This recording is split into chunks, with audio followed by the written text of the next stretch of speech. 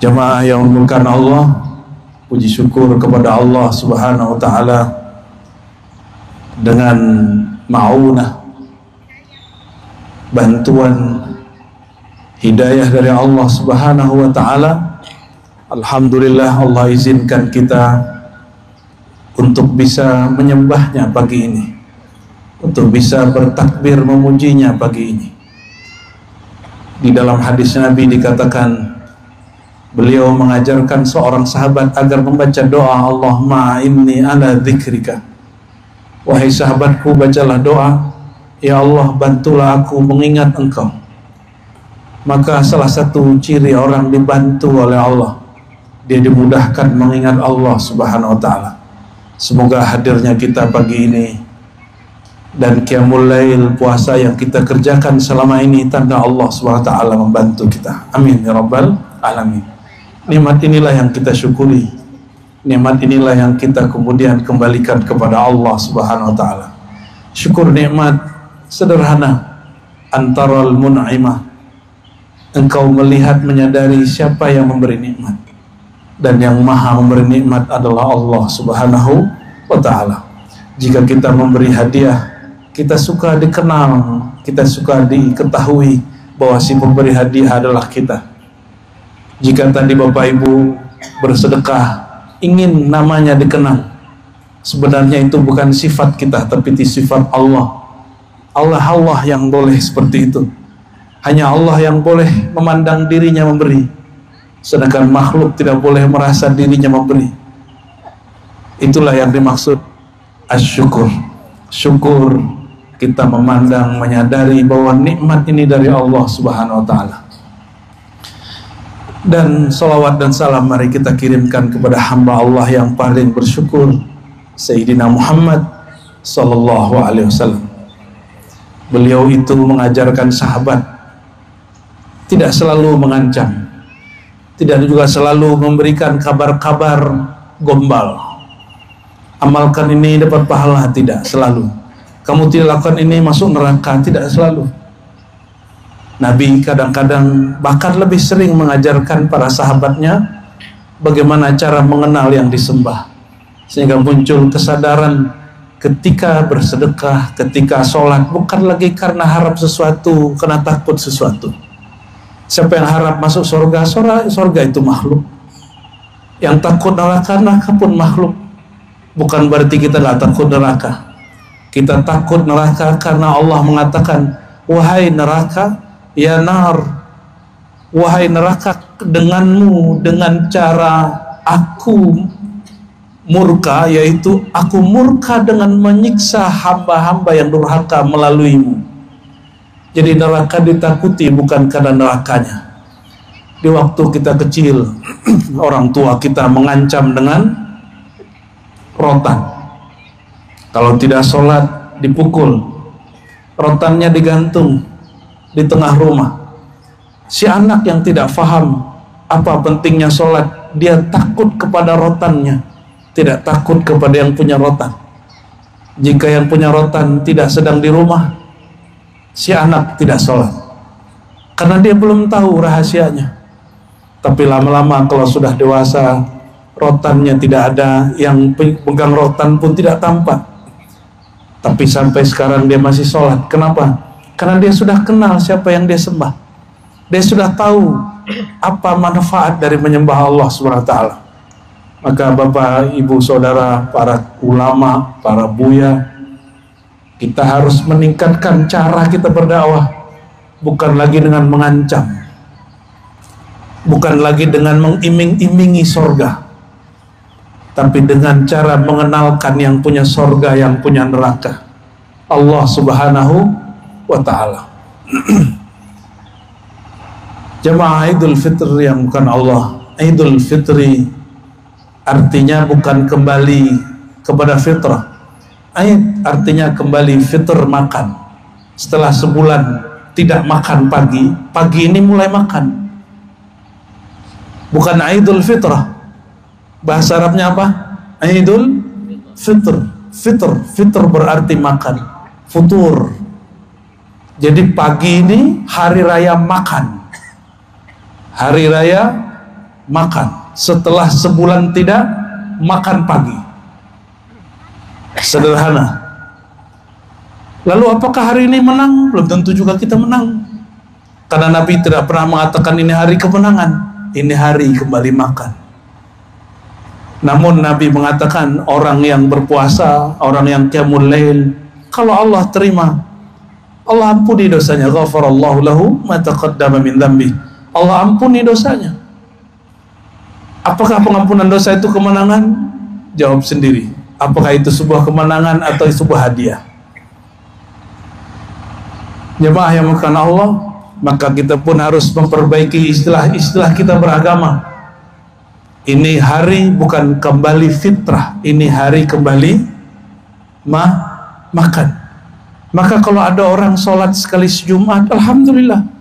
Ada orang sholat sekali setahun, alhamdulillah. Masih ada nur Allah di kalbunya.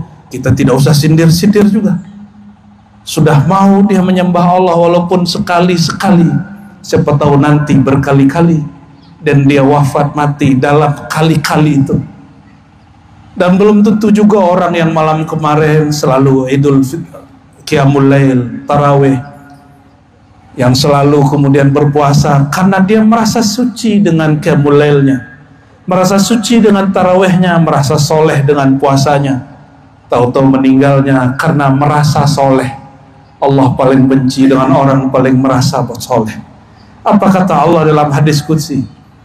Kullu bani Adam khatta'un. Semua anak Adam itu pasti punya salah. Tanya ini ustaz-ustaz buya-buya ini, dosanya lebih besar dari orang awam. Karena mereka tahu lalu mereka buat. Apalagi kita. Namun sebaik-baik orang yang bersalah, at-tawwabun, yang mengaku dia salah, yang mengaku dia bukan orang benar. Ini hadis qudsi. Allah tidak berikan pengecualian. Seluruh manusia pasti berbuat salah. Tapi sebaik-baik yang berbuat salah, yang mengaku salah, yang merasa salah. Coba perhatikan ketika Sayyidina Adam terusir dari sorga. Apakah Nabi Adam menyalahkan iblis? Ya Allah, aku terusir dari sorga karena iblis. Apakah Nabi kita, kakek kita Nabi Adam menyalahkan iblis? Tidak. Dia mengatakan Rabbana zalamna, kami yang salah ya Allah. Aku Adam yang salah. Ini Hawa yang salah, bukan salah iblis. Kenapa? Karena syaitan masuk ke masjid tetap syaitan. Maka jika ada kekasih Allah, hamba Allah, masuk ke tempat maksiat, dia tetap hamba Allah. Tapi kalau syaitan masuk ke masjid, dia tetap jadi syaitan. Maksudnya adalah orang baik kemanapun dia diletakkan, dia nggak akan menjadi jahat. Maka benarlah kata Imam Qushairi menukil dari imam-imam terdahulu, ketika kita hendak mensucikan diri dengan cara beruzlah, menjauhkan diri dari makhluk, maka ini pun ada dua model orang. Yang pertama, dia menjauhkan makhluk karena menuduh makhluk merusak dirinya. Ini banyak kita dengar artis-artis taubat. Lalu kata dia apa? Saya tidak mau lagi kembali ke komunitas yang lama, kawan yang lama, karena mereka membuat aku menjadi penjahat, menjadi pendosa. Dia menyalahkan orang lain karena dosanya. Ini hijrah, tapi tidak sesuai dengan sunnah Nabi Muhammad SAW. Dia hijrah, dia tobat, tapi tobatnya tobat syaitaniyah, tobat dengan cara menyalahkan orang. Maka Imam Qushairi mengatakan yang terbaik bukan itu. Kenapa engkau beruzlah, engkau menjauhi orang-orang dulu, kawan-kawanmu yang lama? Bukan karena engkau merasa dirusak oleh mereka, tapi tuduhlah dirimu lah yang merusak mereka. Tuduh diri kita yang jahat. Inilah rahasia sir yang diajarkan Nabi Adam, kakek kita semua. Nabi Adam terusir dari sorga, yang dia salahkan dirinya bukan syaitan, bukan iblis. Bapak Ibu jamaah yang makan Allah, oleh karenanya taubat itu ada dua. Ada taubat nasuha, taubat yang tulus, itulah taubatnya Nabi Adam. Ada taubat yang tidak tulus, itulah taubatnya syaitan. Satu kali syaitan, iblis ini datang kepada Nabi Adam, ingin diskusi tapi tidak jadi. Lalu dia undur sampai masalah datang cucu Nabi Adam bernama Musa. Apa kata iblis? Hei Musa, engkau kan pintar. Ternyata iblis pernah sadar, karena iblis itu dari kalangan jin. Jin itu diberikan masa untuk sadar. Wa ma khalaqtul jinna wal insa illa liya'budun. Jin dan manusia dicipta untuk menyembah aku. Mungkin iblis yang dari bangsa jin ada kesadarannya, ada penyesalannya. Datanglah ia kepada Nabi Musa. Hadis Sahih Bukhari. Apa kata iblis? Wahai Musa, kalau aku hendak tobat kepada Allah, bagaimana caranya? Nabi Musa sangatlah cerdas. Apa kata beliau? Oke, ikuti saya. Maka berjalanlah mereka sejauh perjalanan, sampailah di suatu gundukan tanah. Lalu Nabi Musa alaihissalam mengatakan, wahai iblis, bukankah engkau ingin tobat kepada Allah? Kata iblis, betul wahai Musa. Oh, ternyata nabi-nabi ini kadang-kadang berkawan juga dengan syaitan, karena syaitan butuh pencerahan. Bayangkan, selevel nabi tidak menolak iblis. Ini baru belajar zikir sedikit sudah benci kepada orang yang lain faham. Selevel nabi tidak menolak iblis. Apa kata Nabi Musa? Wahai iblis, betulkah engkau ingin tobat kepada Allah? Kata iblis, betul wahai Musa. Ini kubur kakekku Adam, sujudlah kepadanya. Iblis yang tadinya semangat untuk tobat, egonya muncul kembali. Apa kata dia? Musa, jangankan dia sudah berbau berkalang tanah, dia masih hidup pun aku tidak bisa hormat. Inilah dosanya iblis. Apa dosanya iblis yang tidak bisa dia sadari? Dia merasa tidak berdosa, dia merasa dirinya lebih baik dari yang lain. Maka benarlah kata Imam Nu'taillah Sekandari, jangan engkau kagum kepada taatmu, jangan engkau kagum dengan orang taat, siapa tahu itu akhir dia taat. Akhir dia taat maksudnya itu akhir dia berbuat taat karena Allah, setelah itu dibuat taat dan merasa suci. Hati-hati juga, kita nggak boleh benci juga dengan orang maksiat, siapa tahu itu terakhir dia maksiat, setelah itu dia menyesali maksiatnya. Bapak Ibu Saudara yang bukan Allah, mungkin kita berpikir saya kan gak ada dosa, karena kita berpikir dosa itu cuma dosa mata, dosa telinga, dosa lisan, dosa kemaluan, dosa ngambil harta orang. Dosa yang paling besar bukan itu. Dosa yang paling besar itu dosa yang ada di dalam qalbu. Maka dalam Al-Quran dikatakan wala takun minal ghafilin, jangan engkau menjadi orang yang lalai. Sibuk dengan orang, lupa dengan diri, itu juga dosa. Apalagi hidup bersosial, bermasyarakat. Ini banyak orang berbuat, mohon maaf, berbuat hal-hal yang bagus mungkin di kacamata awam, tapi bukan karena Allah, tapi karena tidak enak dengan orang kampung. Apalah kata orang nanti. Kita tidak sadar kalau itu adalah riya. Itulah sebabnya kenapa orang-orang kemudian gampang tersinggung, harap dipuji. Ternyata riya itu tidak hanya harap dipuji, juga ada satu lagi, takut dicaci. Mengatakan apalah kata orang nanti, itu bagian dari riya. Bapak Ibu yang bukan Allah, takbir yang kita baca tadi, Allahu Akbar, itu lafaz Allah jika diturunkan ke bukit, bukit bisa longsor. Diturunkan kepada gunung, gunung bisa meletus. Makanya Allah tidak berikan gunung, langit, bumi pemikul nama Allah. Di mana Allah letakkan nama Allah itu? Idza dzukirallah wajilat qulubuhum. Jika disebut nama Allah, yang bergetar kalbu, maka nama Allah itu diberikan untuk kalbu. Jadi jika mengajarkan tentang Allah, nama Allah, bukan untuk kalbu orang lain, untuk kalbu kita dahulu. Karena kalbu itu dia ada 3 jenisnya. Seperti orang yang sedang sakit, ketika tidak ada makanan yang nikmat, bukan makanannya yang tidak nikmat, badannya yang lagi sakit. Jika kita buat rendang, buat gulai, makanannya tidak terasa nikmat, mungkin mulut kita sedang sariawan. Itu disebut qalbun marid, kalbu yang sakit. Makanan kalbu adalah mengenal Allah, menyebut nama Allah. Kenapa ada orang terganggu dengan nama Allah?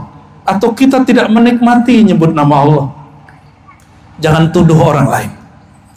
Jika kita sholat tidak khusyuk karena ada orang berisik, orang ramai kiri kanan, tidak usah marahi orang lain. Tapi mungkin pikiran kita yang sedang berisik, kalbu kita yang sedang ramai. Ada kalbu yang mati. Kalbu orang mati itu, anzartahum an lam tuzirhum la yu'minun. Engkau beri peringatan, tidak peringatan, tidak akan mendapat peringatan. Tapi itu satu ayat. Di ayat yang lain, Allah jika berkehendak ingin menghidupkan sesuatu, maka Allah beri hujan semalam. Lihatlah padang yang tandus di padang pasir. Ini zaman sudah beda semenjak global warming. Daerah-daerah yang ada di gurun padang pasir, setiap kali kena hujan 2 bulan setelah itu hijau. Bayangkan padang pasir sudah tidak ada bibit-bibit yang bagus, beri hujan 2 bulan ada rumput tumbuh. Artinya apa? Semati apapun batin seseorang, jika dihujani terus dengan nama Allah, pasti dan tidak akan tumbuh. Jangan dihujani dengan ancaman, orang temah lari. Jangan dihujani dengan kemudian puji-pujian, nanti dia lupa diri. Bapak Ibu yang Allah, bagian akhir yang mau saya sampaikan, ada kalbu yang sehat. Mana kalbu yang sehat? Kalbu yang sehat, ala bi dzikrillahi tatmainnul qulub. Ketahuilah dengan mengenal Allah, menyebut nama Allah, kalbu bergetar. Maka sebut nama Allah menggetarkan kalbu, itu indikator cara tanda-tanda kalbunya sehat. Kalau ada kita nyebut nama Allah di dalam diri, lalu terasa nikmatnya, terasa ketenangan nyamannya, insya Allah itu tanda kalbunya sehat. Silakan dicoba sendiri, kalau zikir bisa tahan lama atau tidak.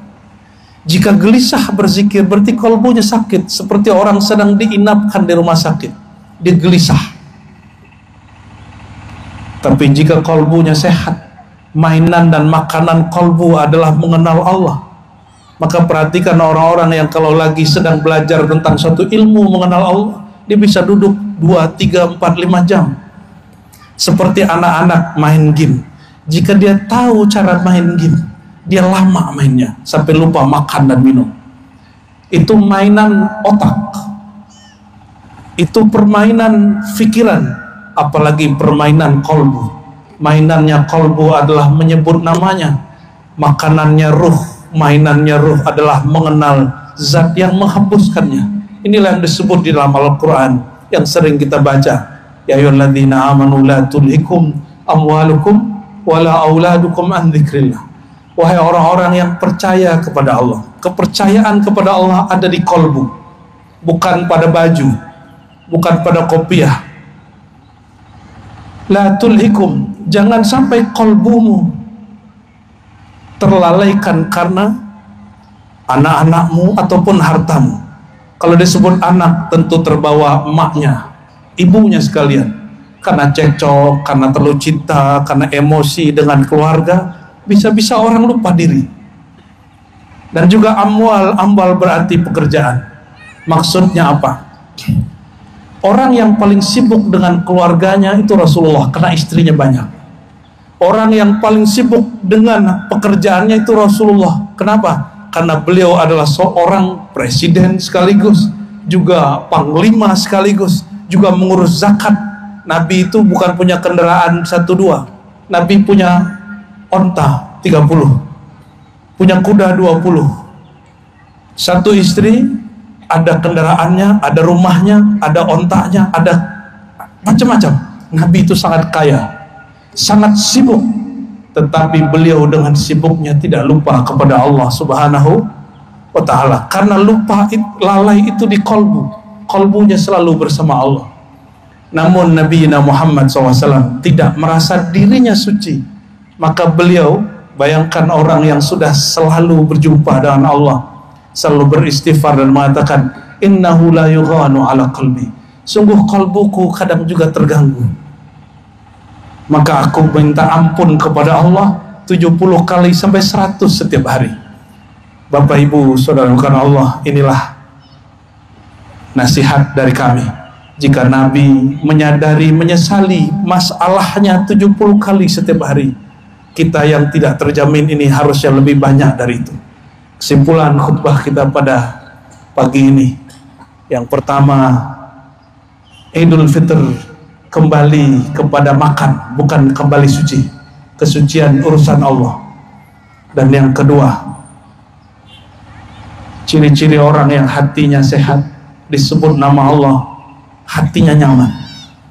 Maka kalau ditanya, apakah hatiku sakit atau tidak, sebut saja nama Allah, nyaman atau tidak.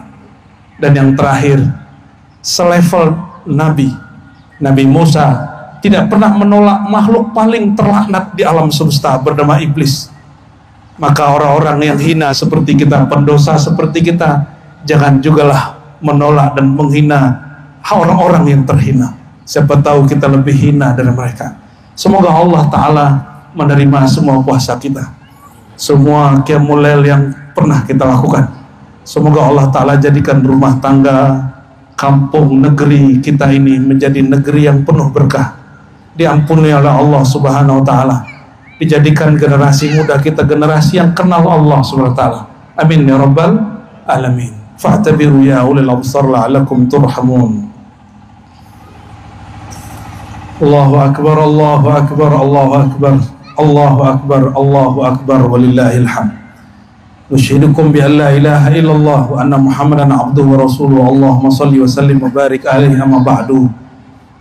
Usikum ayuhal muslimun, ittaqullah haqqa tuqati wa la tamutunna illa wa antum muslimun. Innallaha malaikatahu yusalluna 'alan nabi ya ayyuhalladzina amanu sallu 'alaihi wa sallimu taslima. Allahumma salli 'ala nabiyyina Muhammad wa 'ala alihi wa ashabihi ajma'in. Allahumma ighfir lil mu'minina wal mu'minat wal muslimina wal muslimat al ahya'i minhum wal amwat wa tabi' bainana wa bainahum bil khairat waghfir warham wa anta khairur rahimin. Allahumma ya Allah, ampuni semua dosa kami yang hadir, ampuni semua dosa orang tua kami, ampuni semua dosa keluarga kami, pasangan kami, anak-anak kami, saudara kami, tetangga kami, guru-guru kami. Allahumma ya Allah, ampuni dosa semua orang-orang yang di kolbunya ada iman dan Islam. Allahumma ya Allah, ya muqallibal qulub, wahai yang menggenggam kolbu kami, wahai yang menatap diri kami, mohon ya Allah, jika kolbu ini lalai, tariklah dia kepada Engkau dengan kelembutan. Jangan Engkau tarik ia dengan jalal keagunganmu. Allahumma ya muqallibal qulub sarrif qulubana ilaik. Ya Allah, arahkan kolbu kami hanya kepada Engkau. Jangan biarkan kolbu kami berpaling kepada selain Engkau. Allah maltuf minna wal muslimin. Ya Allah, semua kami punya masalah, semua kami punya cobaan, semua kami punya ujian. Dengan nama Engkau ya Latif, ya Latif, yang maha lembut, yang maha halus, berikanlah kelembutan hati dalam diri kami, sehingga kami tidak menyalahkan orang karena suatu masalah, tapi kami menyalahkan diri kami sendiri. Allahumma ya Nur, ya Nur, ya man huwa nurun ala nur, wahai pemilik cahaya, wahai sumber semua cahaya. Kolbu kami gelap ya Allah, hati kami gelap ya Allah, pikiran kami gelap karena semua kesalahan kami. Nawir qulubana binurika, izinkan pagi ini ya Allah Engkau terangi kolbu kami dengan nur Engkau, terangi keluarga kami dengan nur Engkau, terangi negeri kami dengan nur Engkau, terangi semua orang yang percaya kepada Engkau dengan nur Engkau. Allahumma ya Allah, Rabbana atina fid dunya hasanah wa fil akhirati hasanah wa qina adzabannar. Wa sallallahu ala nabiyyina Muhammad walhamdulillahi rabbil alamin. Ibadallah, innallaha ya'muru bil adli wal ihsan wa ita'i dzil qurba wa yanha 'anil fahsya'i wal munkari wal baghi ya'izukum la'allakum tadhakkarun. Fadhkurullaha yadhkurkum washkuru ala ni'amihi yazidkum wa la dzikrullahi akbar. Assalamualaikum warahmatullahi wabarakatuh.